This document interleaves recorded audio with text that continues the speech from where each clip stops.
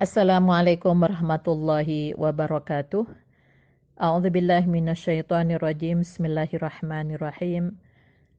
Alhamdulillahilladzi anzala sakinata fi qulubil mu'minin liyasdadu imanan ma'a imanihim walillahi junudus samawati wal ard wa kana Allahu aliman hakima. Asyhadu an la ilaha illallah wahdahu la syarikalah wa asyhadu anna Muhammadan abduhu wa rasuluhu la nabiyya ba'dah. Ibu-ibu yang dirahmati oleh Allah, alhamdulillah kita bersyukur atas nikmat yang diberikan oleh Allah kepada kita semuanya sehingga kita bisa melaksanakan ibadah puasa Ramadan dengan segala rangkaian ibadah-ibadah yang ada di dalam bulan suci Ramadan yang janji Allah akan dilipat gandakan karena kita melakukan ibadah itu dalam keadaan lapar dan menahan dari segala hal-hal yang asalnya halal menjadi diharamkan karena kita mencari mengharap ridha Allah Subhanahu wa taala.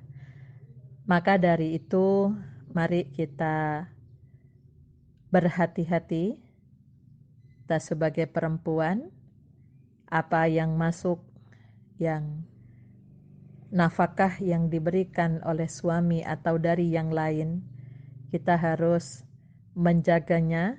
Jangan sampai ada sumber-sumber yang tidak halal menurut agama yang akan menyebabkan puasa kita, ibadah kita, serta doa kita tidak sampai kepada Allah Subhanahu wa taala gara-gara hal-hal yang masuk di dalam tubuh dan yang kita pakai itu berasal dari sumber yang tidak halal. Untuk itulah kita sebagai perempuan yang tentunya diberi amanah oleh Allah sebagai kepala rumah tangga, yang di dalam salah satu potongan hadis yang diriwayatkan oleh Bukhari dan Muslim, wal mar'atu ra'iyatun fi mali zawjiha wa mas'ulatun an ra'iyatiha. Seorang istri itu adalah sebagai pemimpin, penanggung jawab atas penggunaan harta suaminya. Jadi kepala rumah tangga salah satunya bagaimana kita perempuan itu memperhatikan sumber-sumber yang diperoleh, yang diberikan baik dari suami maupun dari sumber yang lain, dan bagaimana dalam mendistribusikan apakah sudah benar sesuai dengan aturan Allah atau masih belum maksimal. Untuk itulah maka perempuan diberi oleh Allah kesempatan ya lewat Rasulnya, sebagaimana khutbah yang disampaikan oleh Rasulullah kepada kita perempuan agar supaya kita memperbanyak sedekah. Ya ma'syaron nisa, tasaddaqna. Wahai kumpulan perempuan, ya pada saat hari raya Idul Adha, Rasulullah menemui ya kelompok perempuan dengan berpesan agar supaya perempuan memperbanyak sedekah. Ya walaupun sedekah itu tidak hanya sekedar harta, tapi melakukan semua kebenaran di dalam agama itu adalah sedekah. Karena perempuan itu ada 3 hal yang berpeluang untuk masuk di dalam tempat yang kita tidak suka tentunya, yang dinamakan neraka itu, yaitu karena perempuan kurang agamanya. Ketika haid dan nifas, ya perempuan tidak puasa dan perempuan tidak sholat. Memang tidak diperkenankan karena ada syarat. Syarat sahnya sholat dan syarat sahnya puasa. Namun, bukan masalah tidak sholatnya pada saat haid, tapi perempuan seringkali mengolor waktu untuk bersuci atau tidak segera sholat di tanggal-tanggal yang biasanya haidnya itu datang. Dan juga banyak perempuan yang enggan untuk membayar hutang puasanya ketika haid. Itu yang dimaksud dengan kurang agama. Yang kedua, perempuan itu kurang akal. Ketajaman, kekuatan berpikir, menganalisa, memang perempuan punya sedikit titik kelemahan dibanding laki-laki. Karena perempuan lebih mengedepankan perasaannya. Sehingga Rasul berpesan kepada laki-laki untuk berhati-hati. Ya, jadi jangan sampai laki-laki yang banyak akalnya itu ya diakali oleh perempuan yang lebih sedikit akalnya, yang dikatakan pada sel otak laki-laki dan perempuan itu memang perbandingannya jauh lebih banyak laki-laki. Karena Allah akan mengangkat laki-laki menjadi qawwamuna 'alan nisa. Jadi berpikirnya harus dalam dan luas. Kemudian yang ketiga, perempuan itu kurang pandai mensyukuri apa yang telah diberikan oleh suaminya. Ya, jadi mudah-mudahan kita nggak masuk pada kelompok itu. Maka dari anjuran untuk memperbanyak sedekah karena ada beberapa titik kekurangan dari kita sebagai perempuan yang menyebabkan berpeluang untuk mampirlah di neraka itu, maka agama mengatur bagaimana cara perempuan bersedekah. Ada beberapa cara yang dapat dilakukan oleh perempuan untuk bersedekah. Yang pertama, jika perempuan atau istri memiliki harta benda sendiri, maka seharusnya dia mensedekahkan harta bendanya sendiri. Sebab hak membelanjakan harta benda ada pada pemiliknya. Ya, tentunya istri yang memang punya harta. Sekarang kan banyak perempuan punya profesi, punya usaha-usaha dan sebagainya. Ya, maka yang diperintahkan itu adalah perempuan. Sebagaimana halnya laki-laki ketika diminta oleh Allah untuk membelanjakan hartanya yang berkaitan dengan kewajiban-kewajiban agama.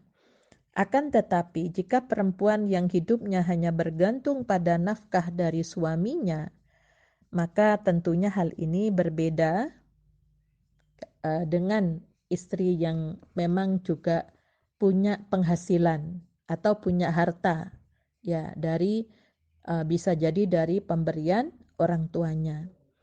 Nah, untuk itulah ketika perempuan itu hanya harta dari pemberian suaminya, maka bagaimana caranya perempuan bisa bersedekah? Idza anfaqatil mar'atu min ta'amin baitiha ghayra mufsidatin kana laha ajruha. Jika seorang istri mensedekahkan suatu makanan yang terdapat di rumahnya tanpa mengakibatkan kerusakan, artinya kebutuhan keluarganya terpenuhi, maka ia akan peroleh pahala dari sedekah itu. Ya. Walizaujiha ajruhu bima kasabah. sedang suaminya akan berpahala disebabkan usahanya, karena yang berusaha suaminya. Nah, bahkan dan yang menyimpan pelayan, kalau ada pelayan di rumah akan beroleh pahala, yang satu tidak kurang pahalanya dari yang lain sedikit pun. Jadi perempuan jika hanya hidupnya secara ekonomi tergantung pada pemberian suaminya, maka bagaimana perempuan itu pandai-pandai menyisihkan. Artinya tidak boros sehingga antara suami istri bahkan yang mengantarkan pun kepada sasaran, ya seperti pelayannya itu mendapatkan bagian.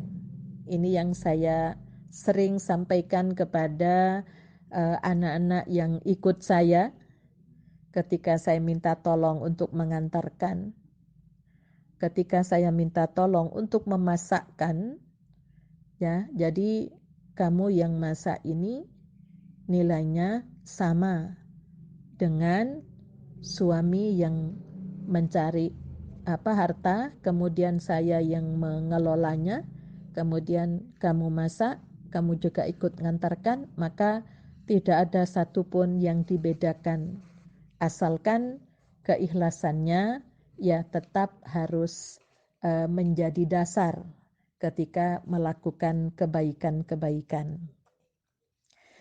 Yang ketiga, jika nafkah dan kelebihan ini menjadi harta bersama atau harta bersama, sebenarnya enggak dikenal ya gonogini itu. Tapi ini merupakan hasil produk-produknya ijtihad para ulama untuk memudahkan. Hendaklah suami dan istri bermusyawarah dalam membicarakan harta ini. Ya, jadi kaitannya dengan ketika bercampur harta itu, maka suami istri itu perlu untuk bermusyawarah ketika membelanjakan hartanya, terutama siapa yang harus diprioritaskan, ya. Seperti yang dijelaskan dalam hadis Tirmidzi, ya, bahwa janganlah istri-istri itu mensedekahkan sesuatu dari rumah suaminya kecuali dengan seizin dari suami. Ditanyakan, ya Rasulullah, juga tidak boleh dengan makanan? Ujar Nabi, itu adalah harta kita yang amat utama. Ya, jadi kalau memang si istri ya itu tidak, jadi sudah berlebur jadi satu dengan suaminya, ya itu maka di mana suaminya juga punya andil besar, yang harus diperhatikan adalah jangan sampai di rumah itu sendiri kelaparan.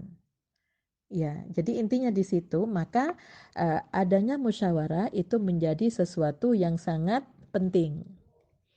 Menjadi sesuatu yang sangat penting. Nah, bagaimana dengan kewajiban-kewajiban bagi perempuan ketika perempuan menjadi sudah menjadi seorang istri, sudah menikah? Kalau belum menikah kan anta wa maluka li abika, kamu dan hartamu itu di bawah pengawasan ayah.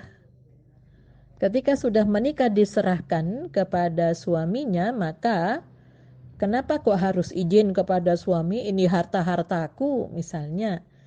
Karena ketika diserahkan berarti pengawasan masalah harta pun diserahkan kepada oleh orang tua kepada suami. Maka di sini perlunya izin itu menjadi poin penting. Ya, kecuali si suami ya memang medit ya itu lain lagi, itu sudah saya sampaikan pada kajian sebelumnya. Nah, sekarang kewajiban misalnya istri melahirkan, istri hamil, ya tidak bisa berpuasa dan tidak mungkin mengganti di hari lain, ya karena apa? Karena memang kalau sudah melahirkan ya menyusui.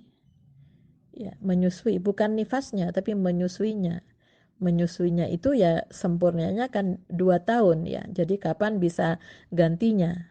Ya, maka membayar fidyah itu kewajiban siapa? Nah, tentunya juga kewajiban suami yang harus mengeluarkan berkaitan apa yang menjadi tanggungan ya daripada si istri itu.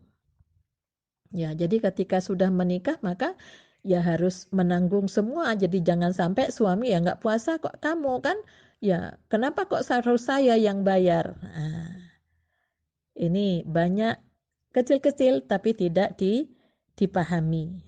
Jadi membayar fidyah itu ya adalah tanggungan suami. Ya, jadi bagaimana fidyahnya diberikan kepada siapa? Memang secara tekstual tidak ada, tapi kita mengambil, kita kiaskan kepada hadis, ya, hadis yang disampaikan oleh Rasulullah dari hadis Tirmidzi, man fattara sha'iman kana lahu mislu ajru ghairu annahu la yanqusu min ajri shaimi syai'an. Barang siapa yang memberi makan pada orang yang berbuka puasa, maka ia memperoleh pahalanya dan pahala yang menerima makanan tanpa dikurangi sedikit pun. Jadi kalau kita bayar fidyah itu kan untuk mengganti puasa. Kalau kita serahkan kepada orang yang tidak soleh, kemudian kita dapat bagian apa? Ya, jadi inilah yang fidyah itu kapan harus diberikan? Fidyah itu diberikan di bulan Ramadan. Ya, jadi kalau haid yang nggak bisa diganti dengan fidyah. Ya, jadi kemarin ada kasus orang yang lagi haid, ya, kemudian sakit, nyambung sakit. Dari sakitnya itu yang tiba-tiba mendadak sekali meninggal dunia. Kemudian tentunya ada hutang haid, ada hutang sakit. Yang sakit itulah yang diganti dengan fidyah. Namun yang haid itulah diganti oleh ahli warisnya. Ya, jadi tempo hari sudah saya sampaikan, ya jadi hutang puasa itu, jadi lihat kasusnya. Jadi mana yang dibayar fidyah, mana yang harus dibayar dengan puasa. Maka karena yang bersangkutan sudah meninggal dunia, karena itu hutang kepada Allah, maka fidyahnya yang bayarkan juga suaminya, apalagi sudah meninggal dunia. Masih hidup pun itu tanggungan suami. Maka ibu-ibu ketika punya anak laki-laki mau menikah, kasih tahu tentang kewajibannya itu apa. Ya, jadi jangan dibiarkan ya, kecuali memang istri punya inisiatif, yaitu namanya sedekah istri kepada suami. Ya, tapi kalau si istri dalam kondisi yang hatinya misalnya marah, ya aku bayar fidyah-fidyah sendiri. Nah, itu kan tandanya marah, berarti kan adanya ketidaksempurnaan di situ suami di dalam memberikan nafkah kepada istrinya. Jadi itu tanggung jawab suaminya. Ya, kemudian ada hal-hal yang berkaitan dengan fidyah ya. Jadi fidyah ini bagaimana kalau sudah setahun ya, ternyata kok hamil nggak bisa, belum bisa mengganti. Jadi puasa lalu punya tuh sampai ketemu Ramadan lagi nggak bisa mengganti. Jadi kalau pendapatnya Imam Syafi'i, kalau fidyah itu ya jadi juga bayar fidyah juga harus mengganti kalau untuk orang hamil dan menyusui. Tapi kita memahami ya, jadi kalau sudah fidyah, karena di dalam Quran surat Al-Baqarah 184 itu wa 'alal ladzina yutiqunahu fidyatun ta'amu miskin. Bagi yang nggak kuat, siapa yang nggak kuat ya sudah, ya bayar fidyah saja, yaitu memberi makan ya orang-orang miskin yang puasa untuk ukuran sehari atau untuk ukuran buka dan sahurnya. Makanan, jadi bukan uang. Jangan dikasih uang. Kalau dikasih uang nanti dibelikan kudung. Ya, makanya hati-hati kalau masalah fidyah ini. Jadi kita harus bisa mengedukasi masyarakat ya. Jadi makanan yang matang atau bahan makanan. Bahan makanan itu orang kita nggak makan beras tapi makan nasi. Bagaimana caranya matang jadi nasi? Ada lauknya juga, ada kerupuknya. Nah, ini yang memang agak agak ribet, tapi kalau kita buat secara global yang umum ini saja dilebihkan misalnya kalau hanya beras aja, kalau berpikir ke yang paham-paham yang pada umumnya ya 6 on misalnya. Wah, kalau ke fikih sentris itu kalau dikasih 6 on sekarang itu berapa ribu cuman satu kilo beras. 1 kilo beras itu kalau berasnya yang 12.000 aja cuman 6 on itu berapa? Nah sekarang harga nasi satu bungkus berapa? Padahal dimakan untuk buka dan sahur. Maka seperti apa yang saya sampaikan pada pertemuan yang lalu bahwa kembali kepada iman masing-masing. Ya, jadi itu berpikirnya ya 6 on ya makannya ya sekarang sudah harga makanan ya kalau kurma ya mungkin langsung siap makan, tapi ini adalah makan orang kita itu nggak mau makan beras, tentunya beras itu harus diolah jadi makanan. Ya, jadi hal-hal yang sepele, yang kecil ya jadi terbebani sebenarnya kalau kalau kita tidak memahaminya dengan ilmu. Ya, untuk itulah maka wa antasumu khairul lakum, berpuasa lebih baik. Ya memang kalau misalnya menurut dokter ketika hamil menyusuinya anaknya sudah mulai makan, sudah invasi ya. Jadi sudah bisa ditinggal, tapi kalau akan menyebabkan sakit ya jangan puasa.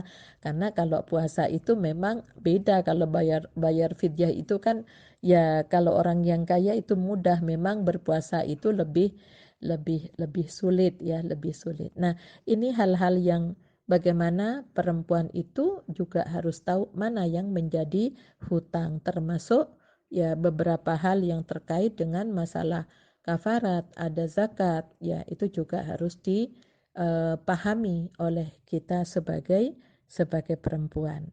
Ya, barangkali ini yang bisa saya sampaikan untuk pertemuan yang kedua ini. Mudah-mudahan akan menambah wawasan keislaman kita dan kita itu mohon kepada Allah ya tawafani muslima wa alhiqni bis salihin, wafatkan aku dalam keadaan Islam dan kumpulkan dengan orang-orang soleh, itu doa Nabi Yusuf ya.